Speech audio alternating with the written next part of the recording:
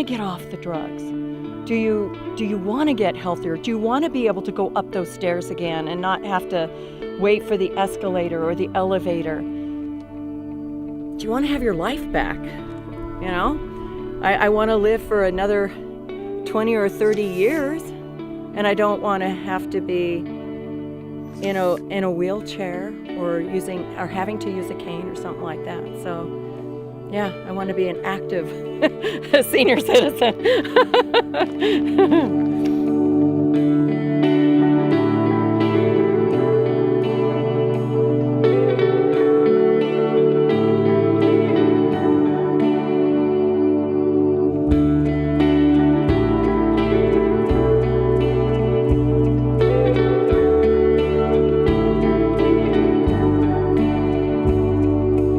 That was one of my goals, to get off of the metformin and be strong enough and healthy enough to be able to get into the kayak, to go on hikes like this, not be at the very back of the crowd, be at least in the middle of the crowd, and enjoy myself on these excursions with the sixth graders at science camp. And of course, you know, days like this, coming out to the park, being able to enjoy it. I realized when I was working with children and I was able to bring them up in reading that it made a huge difference in their life.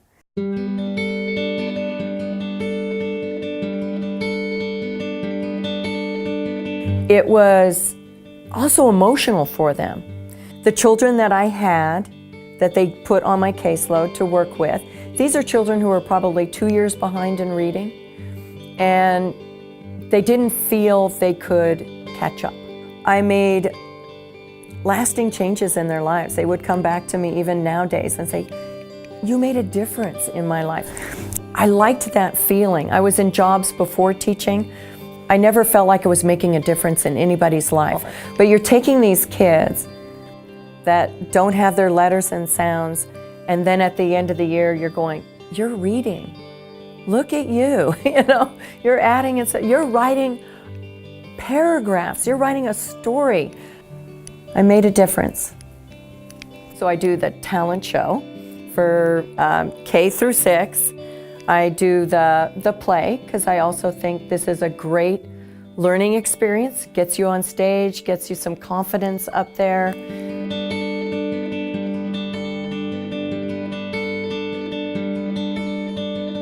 My mother was the director of education when I was growing up, so she was the head honcho at the church. When I was growing up, when you got your confirmation, you automatically became a volunteer in a classroom. I'm a teacher and I'm active in my church. It makes sense that I be a religious educator for my church. I've got the tools, I understand the curriculum, get in there and do it. Fill me with the joy of salvation.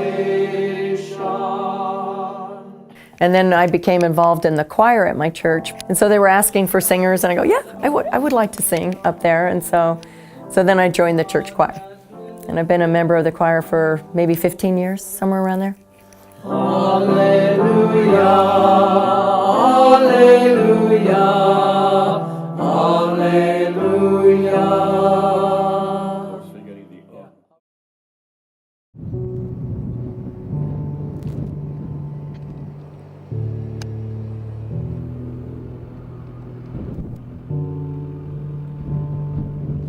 In 2006,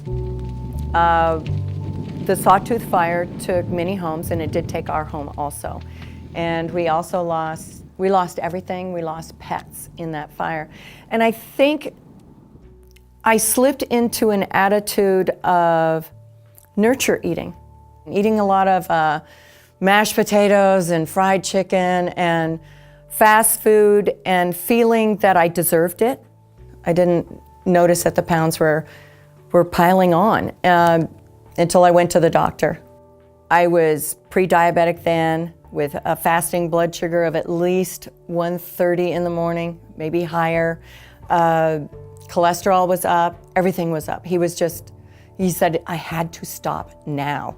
So my blood sugar's a little high, that's just a number. So my cholesterol's a little high, that's just a number. It's not affecting my life right now. Okay, now if I lose the weight and listen to what I was told to do 6 or 5 years ago, that magically I won't need to take the drugs. But then when I did take that test 3 months later, and he goes, okay, this is your dose that you need to take. And I go, but I lost the weight. And he goes, it's going to take at least 3 years of exercise and proper food to reverse this now. Once you get to the point where you're taking drugs, it's not an easy thing to reverse. It takes diet and exercise. So I joined different weight loss programs.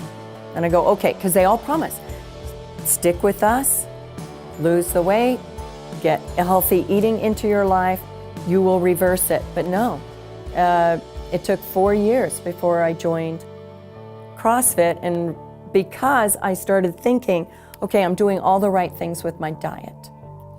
Not the Zone diet, which really sent it home.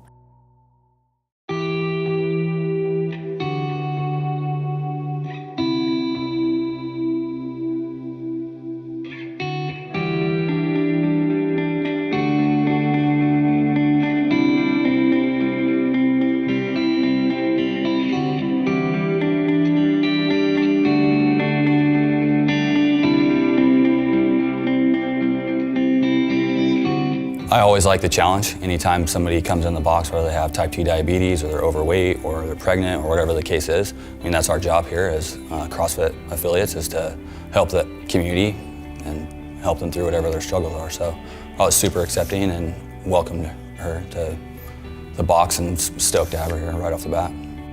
When I first went to CrossFit, I felt like the target audience was not people in my age group with my issues. Once I started to see changes in my health, noticing that I was cutting back on the doses, noticing changes in my mobility in everyday activities, going up and down stairs. I even looked at Mike and I'm going, you should be putting out the word to people like me because this is life-changing.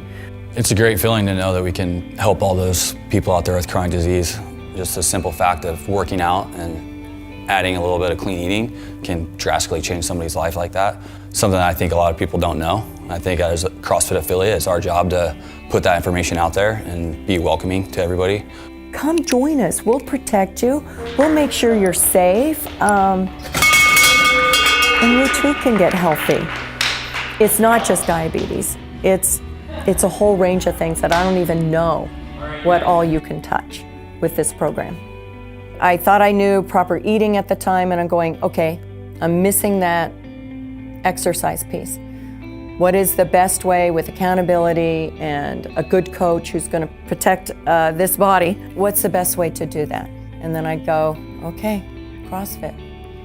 And so there you go. Problem solved. As soon as I walk in the door, I'm going, I'm already a winner, you know? My name is going to be on the board. That's all that matters. I'm here today. He may have to give me a scale for the scale, create a new scale, but my name's on the board. And the numbers don't matter, right? It's all about a good workout and getting stronger and getting healthier. And the thought that when I get done with this, I will still have enough energy to go to the WOD and go to religious ed and not sit there and need to take aspirin and ice the knee and basically say I'm done for the day. This is just part of the day.